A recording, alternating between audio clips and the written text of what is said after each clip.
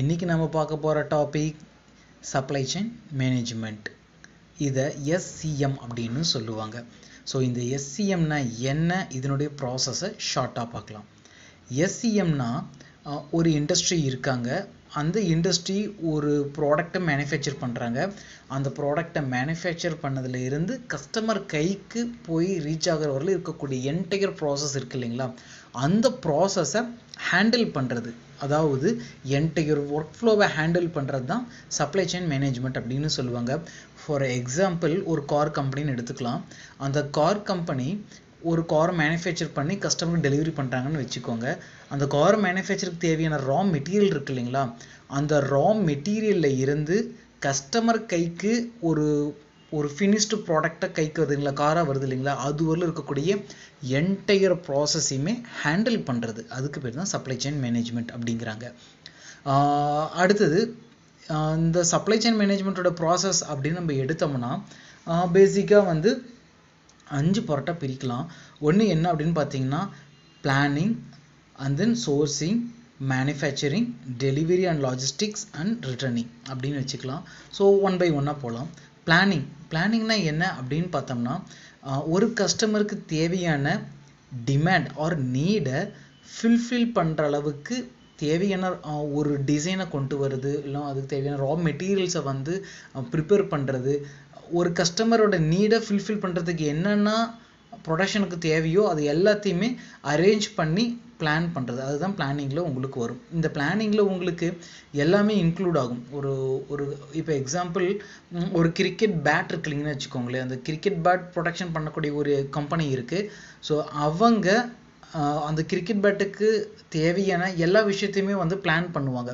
ஒரு கஸ்டமராக நம்மளுடைய நீடு எப்படி இருக்கும், எந்த மாதிரி இருக்கும் அப்படிங்கிறத ப்ராப்பராக ரிசர்ச் பண்ணி அனலைசிஸ் பண்ணி கஸ்டமருடைய நீடை ஃபில்ஃபில் பண்ணுற அளவுக்கு என்னென்ன வேணுமோ அது எல்லாத்தையுமே பிளான் பண்ணுவாங்க. ஸோ அதுதான் பிளானிங் அப்படிங்கிற விஷயத்தில் வரும். அண்ட் தென் இந்த பிளானிங்கில் என்ன அப்படின்னு பார்த்தீங்கன்னா, அதாவது ஃபோர்காஸ்ட் பண்ணுறதும் இதில் தான் வரும்.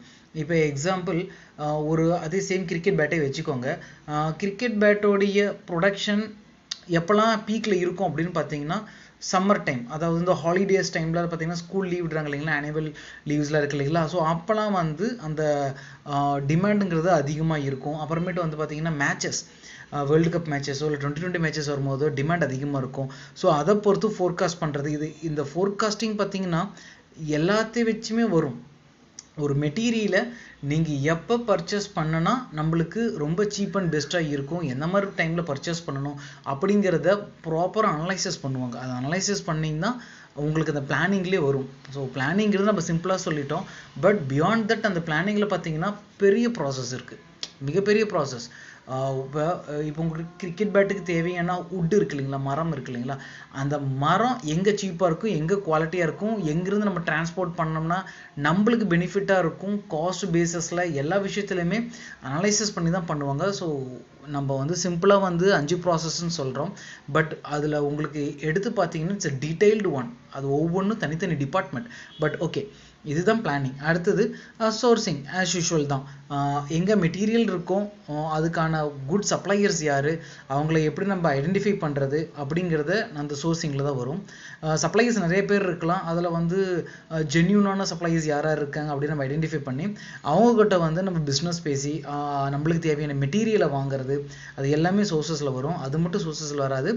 மெட்டீரியல் நம்ம ஆர்டர் பண்ணிட்டோம் அப்படின்னா அதை மானிட்டர் பண்ணுறது, லைக் தட் ஆர்டர் எடுக்கிறது, நம்ம ரிசீவ் பண்ணுறது, மெட்டீரியலை ரிசீவ் பண்ணுறது, என்டையர் திங்ஸ். அண்ட் தென் பார்த்தீங்கன்னா அந்த சப்ளைஸோட ஒரு குட் ரிலேஷன்ஷிப்பில் வைக்கிறது, லைக் தட் நம்ம பேமெண்ட்டை ப்ராப்பராக கொடுக்கறது, அட்வான்ஸ் கொடுக்குறது, இந்த மாதிரி எல்லா விஷயங்களுமே அந்த சோர்சிங்கில் வரும். அது தான் சொல்கிறேன் இல்லைங்களா, ஒவ்வொரு ப்ராசஸுமே பெரிய டிபார்ட்மெண்ட், அதில் ஒர்க்குங்கிறது பெரிய ப்ராசஸ். ஸோ அடுத்து என்ன அப்படின்னு பார்த்தீங்கன்னா மேனுஃபேக்சரிங் ஆஸ் யூஷுவல் நம்ம ரா மெட்டீரியல் பர்ச்சேஸ் பண்ணியாச்சு. ஸோ அடுத்தது மேனுஃபேக்சரிங் தான். ஸோ மேனுஃபேக்சரிங்லேயே உங்களுக்கு ப்ரொடக்ஷன் இருக்குன்னா அந்த ப்ரொடக்ஷன் ஷெட்யூலில் கொடுக்கறது, எப்போ இந்த ப்ராடக்டை நம்ம டெலிவரி பண்ண போகிறோம், அந்த என்டையர் ஷெட்யூலுமே மேனுஃபேக்சரிங்கில் வரும். இட்ஸ் பெரிய டிபார்ட்மெண்ட் இது. நெக்ஸ்ட் ஒன்று பார்த்தோம்னா delivery and logistics. So manufacturing complete ஆனோன்னா அடுத்து எங்கே வரும்னா டெலிவரி பண்ண போகிறோம். அது லாஜிஸ்டிக்ஸுங்கிறது இட்ஸ் செப்பரேட் பார்ட். அதுக்கான வீடியோஸ் நாங்கள் தனியாக போட்டிருக்கேன், அதை நீங்கள் செக் பண்ணி பாருங்கள். ஸோ இந்த டெலிவரியில் என்ன வரும்னா கஸ்டமர்ஸோட ஆர்டர்ஸ் எடுக்கிறது, அண்ட் தென் பார்த்தீங்கன்னா எப்போ நம்ம வந்து டெலிவரி பண்ணணும், ஷெட்யூல் பண்ணுறது, டிஸ்பேச்சுக்கான ஷெட்யூல்ஸு, என்டையர் டீட்டெயில்ஸ் அது எல்லாமே டெலிவரி அண்ட் லாஜிஸ்டிக்ஸில் வரும்.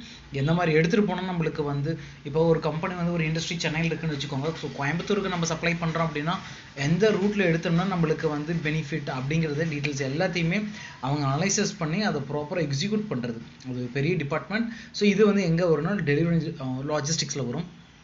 ஃபைனல் பார்ட் என்ன அப்படின்னு பார்த்தீங்கன்னா ரிட்டர்னிங். சம்டைம் நம்ம வந்து ப்ரொடக்ஷன் பண்ணுவோம், குவாலிட்டி டெஸ்டிங்கில் வந்து ப்ராடக்ட்டை ப்ராப்பராக செக் பண்ணுவோம், ஓகே பண்ணி தான் டெலிவரி பண்ணுவோம்.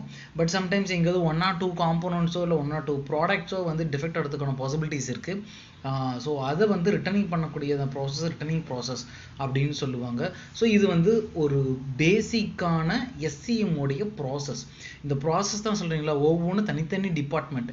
எக்ஸாம்பிள் நம்ம நீங்களே கொஞ்சம் யோசிச்சு பாருங்க, லைக் தட் கிரிக்கெட் பேட்.